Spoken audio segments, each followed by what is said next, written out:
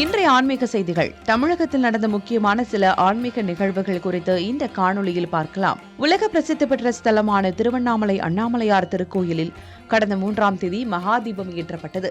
பல்வேறு மாவட்டங்கள், மாநிலங்களிலிருந்தும் வெளிநாடுகளிலிருந்தும் பல லட்சக்கணக்கான பக்தர்கள் திருவண்ணாமலைக்கு வருகை தந்து அண்ணாமலையார் மகாதீபத்தை தரிசித்து கிரிவலம் மேற்கொண்டு வருகின்றனர். இத்தாலி நாட்டைச் சேர்ந்த சிவபக்தர்கள் 70க்கும் மேற்பட்டோர் திருவண்ணாமலைக்கு வருகை தந்து அண்ணாமலையாரை மனமுருகி சிவனின் பாடல்களை பாடி சாமி தரிசனம் செய்தனர்.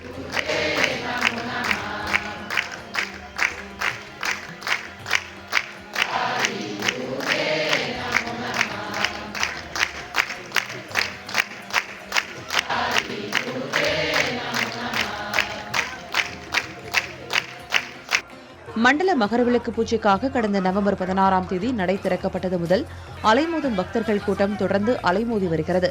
தினசரி 1 லட்சத்தை நெருங்கும் பக்தர்கள் சாமி தரிசனம் செய்து வருகின்றனர். பக்தர்கள் கூட்டம் அதிகரிப்பால் 18ஆம் படி ஏற்றி விடுவதிலும் கருவறை முன்பான தரிசனத்திலும் வேகம் கூட்டி நடவடிக்கை மேற்கொள்ளப்பட்டு வருகிறது.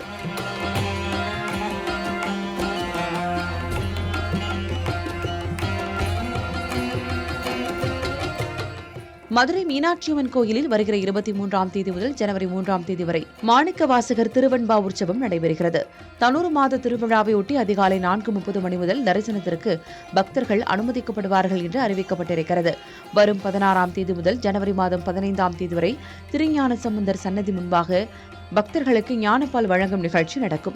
இந்த நாட்களில் கோவில் நடை அதிகாலை 4 மணிக்கு திறக்கப்பட்டு உச்சிக்கால பூஜை முடிந்து பகல் 12 மணிக்கு நடை சாத்தப்படும். எண்ணெய் காப்பு உற்சவம் நடக்கிறது. 3ஆம் தேதி திருவாதிரை அன்று பொன்னுஞ்சல் மண்டபத்திலிருந்து சுவாமி ரிஷப வாகனத்திலும் அம்மன் மர சிம்மாசனத்திலும் எழுந்துருளி ஆடி வீதிகளில் வலம் வர உள்ளனர்.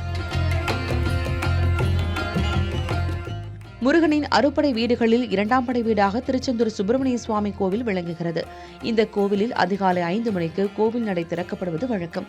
ஆனால் மார்கழி மாதத்தில் மட்டும் 1ஆம் தேதியான டிசம்பர் 16ஆம் தேதி முதல் மார்கழி 30ஆம் தேதியான ஜனவரி 14ஆம் தேதி வரை அதிகாலை 3 மணிக்கு கோவில் நடை திறக்கப்பட உள்ளது.